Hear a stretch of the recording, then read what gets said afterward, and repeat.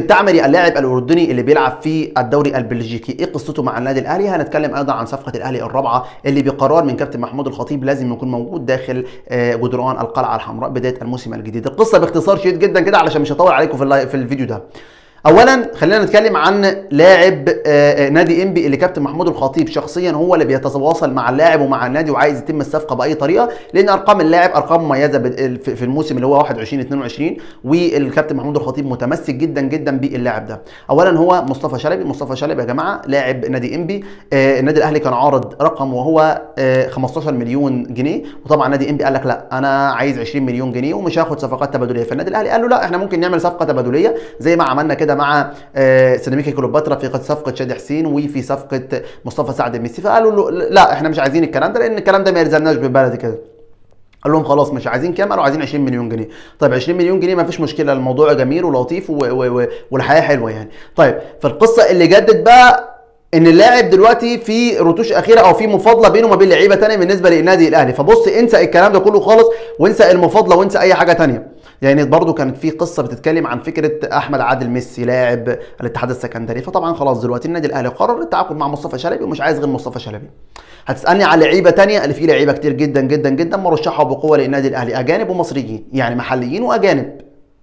الاهلي هيجيب لي الاهلي لسه ما الاهلي كده تم 3 صفقات بس، 3 صفقات اللي تمهم الاهلي هو عايز لعيبه ثاني اكتر. اتكلم عن او ضم خلاص شادي حسين وضم مصطفى سعد ميسي الثنائي سيراميكا كليوباترا وبرونو سافيو. فالثلاث لعيبه دول هم اللي في الوقت الحالي هو اللي النادي الاهلي ضمهم. في لعيبه ثانيه انضموا بشكل رسمي؟ لا، في مفيش لعيبه ثانيه على الاطلاق انضموا بشكل رسمي تماما. اي حد يقول لك كلام غير الكلام ده قول له انت ما تعرفش اي حاجه عن اي حاجه اطلاقا. حلو دي قصه مصطفى شلبي. نقول ان مصطفى شلبي هو الصفقه الرابعه للنادي الاهلي واللي هيعلن عليها النادي الاهلي خلال ساعات قليله مقبله. يعني خلال ساعات قليله مقبله اعتبر ان مصطفى شلبي هو لاعب النادي الاهلي الجديد. طيب كده احنا خلصنا من قصه مصطفى شلبي.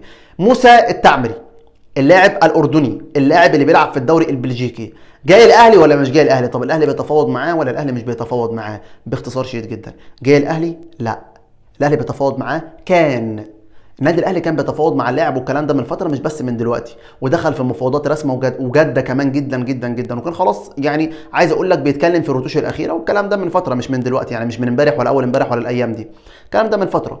اللي وقف الصفقه تماما المغالاه في الصفقه. مغالاه ازاي يا عم احمد؟ مغالاه يا عمي النادي بتاعه عايز رقم كبير واللاعب راتبه اصلا بالطبع كبير، فلما تيجي تتكلم عن الاثنين دول فلا، الموضوع اعتبره بعيد كل البعد، واعتبر ان الصفقه صعب جدا انها تتم. والاهلي اصلا رفع ايده تماما قال لك لا انا مش عايز اللاعب ده بسبب المغالاه، يعني الاهلي خلاص كده خد القرار تماما انا مش عايز اللاعب ده، مش هتفاوض معاه، يعني اللاعب ده مش جاي اطلاقا. ده كان الفيديو باختصار، اعملوا لايك للفيديو.